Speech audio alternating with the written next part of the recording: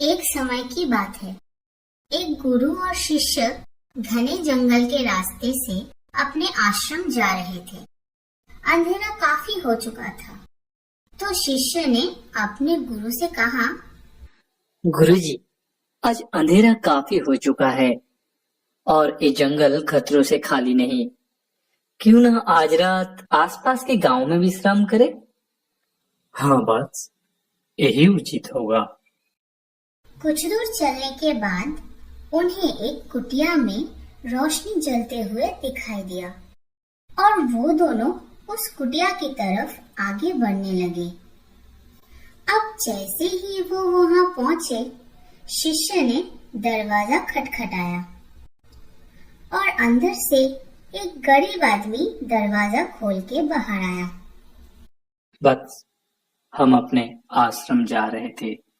आज अंधेरा काफी हो चुका है। क्या आज रात हम तुम्हारी इस कुटीर में विश्राम लेकर कल सुबह अपनी यात्रा शुरू कर सकते हैं? आप दोनों की आने से मैं धन्य हो गया।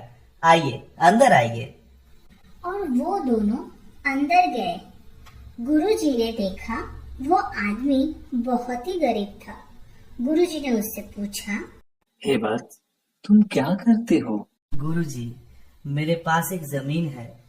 लोग कहते हैं कि वो एक बंजर जमीन है, उसमें कभी कोई फसल नहीं उग सकता। तो तुम अपने गुजारा कैसे करते हो? मेरे पास एक भैंस है, उसके दूध बेचकर मैं अपना दिन चलाता हूँ। गुरुजी को सारी बात समझ में आ गया और वो दोनों जाके सो गए। अगली सुबह होने से पहले ही गुरुजी ने अपने शिष्य को उठाया और कहा,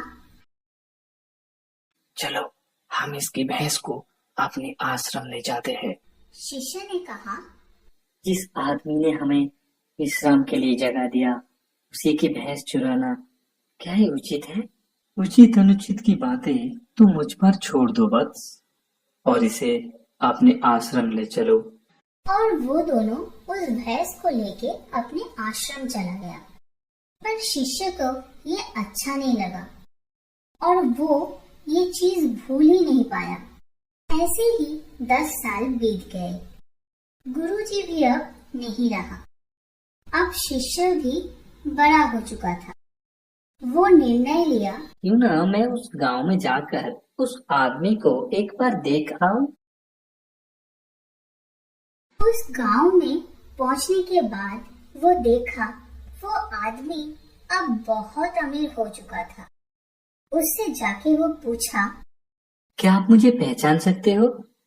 मैं 10 साल पहले अपने गुरुजी के साथ आपके घर आए थे। हाँ, मैं फिर से आपको देखकर धन्य हो गया। जिस रात आप दोनों मेरे घर आए थे, उसकी अगली सुबह मैं उठ के देखा आप दोनों जा चुके थे और मेरी भैंस भी कहीं भाग गया। मेरे पास और कोई चारा नहीं था। अपना गुजारे के लिए मैं वो बंजर जमीन पर ही दिन रात मेहनत करने लगा और धीरे धीरे उसमें भी अच्छी फसल उगने लगी। और उसी पैसों से मैं एक के बाद एक जमीन खरीदने लगा और उसमें मेहनत करने लगा। उस वजह से मैं आज ऐसा बन पाया हूँ। शिष्य को सारी बात समझ में आ गया था कि क्यों उसके गुरुजी इस आदमी की भैंस उससे छीन के ले गया था। उसे यह समझ में आ चुका था कि कोई भी इंसान अपने आलसी और आराम की जिंदगी छोड़कर मेहनत करने से ही जिंदगी में सफल हो सकता है। Please subscribe to this channel for more videos. Thank you.